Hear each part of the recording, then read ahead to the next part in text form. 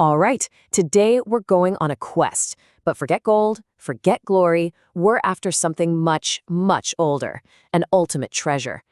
And our guide? Well, he's not your typical mapmaker. He's an ancient dragon, all fire and scales, and his name is Zoran. So let's just dive right in and hear from our guide. Zoran basically throws out all the things we mortals think of as treasure. Eternal life, endless power. He says true freedom is something else entirely. It's found in silence, where the self just dissolves. That's the prize we're after. Kind of wild, right? So first things first on our quest, what is this treasure?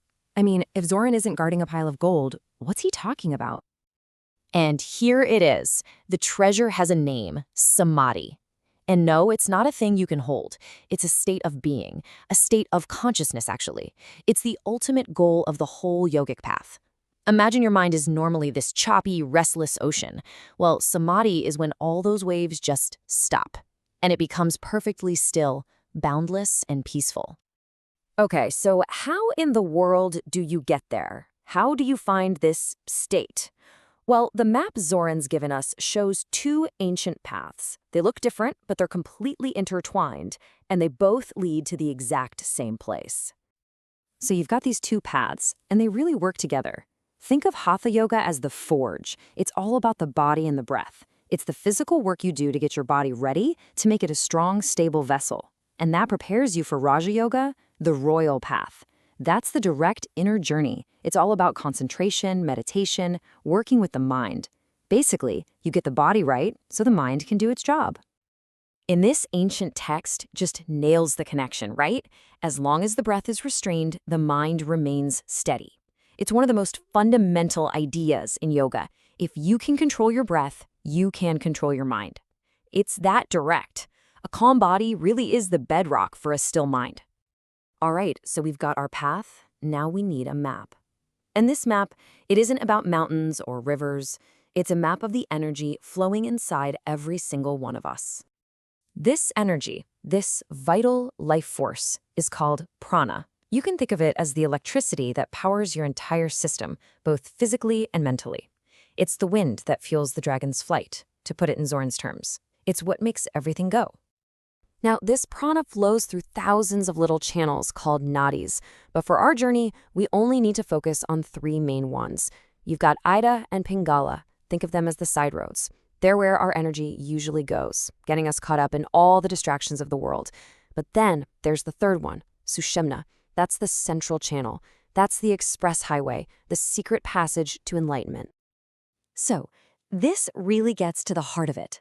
The whole goal of these yoga practices is to get that prana, that life force, to stop taking the side roads of Ida and Pingala and instead to consciously steer it right into that central superhighway, the Sushumna.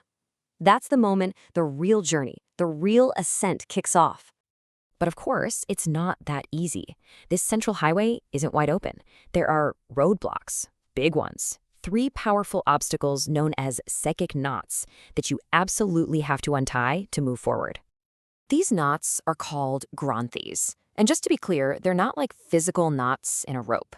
They're energetic, they're psychological, they represent all our deepest stuff, our fears, our attachments, the very structure of our ego that keeps us feeling separate and small. They're what tether us to illusion. And what's fascinating is that they come in stages, from the most basic to the most subtle. First, you've got the Brahma Granthi. This is all about our primal survival stuff, clinging to things, basic urges. Then comes the Vishnu Granthi, which is all about ego, power, and emotional attachments. And the final boss, the trickiest one, is the Rudra Granthi. This is the knot of knowledge, of ideas, and even the ego you can build around your own spiritual progress. Okay, this is where it gets really, really interesting. The ancient yogis said that when you successfully untie one of these knots, you hear a specific sound inside your own head. It's like a little notification, a signpost on the path. You go from hearing tinkling ornaments to a kettle drum, all the way to the sound of a flute. How cool is that? So once those knots are untied, the highway is finally clear. And that's when the final ascent, the last big climb to claim the dragon's treasure, can really begin. The key to this final stage is a practice called Nada no Zintana. What is that? It's the practice of listening to the inner sound. Not a sound that's made by something hitting something else, but the unstruck sound, the cosmic vibration that's always there. This is what Zoran meant by the dragon's song.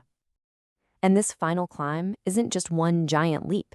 It's a process. It unfolds in 4 distinct stages.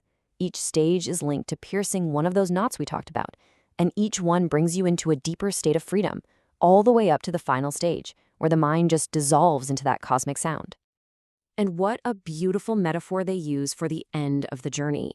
In that final stage, there's no you and the universe anymore. The individual self just completely merges with the supreme reality, like salt mixing into the sea. You can't find the salt anymore. It's just become the ocean. So after showing us the entire map, the path, the obstacles, Zoran leaves us with a challenge, a personal one. He's not just telling us a story. He's basically saying, okay, your turn. He's inviting every one of us to go find this silence that sings for ourselves. And he doesn't just leave us hanging. He gives us a simple, practical way to start.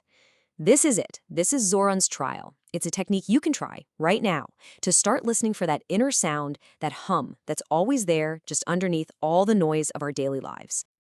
And that leaves us with one final big question. When the roar of the dragon and all the other noise in your life finally fades, what will you hear?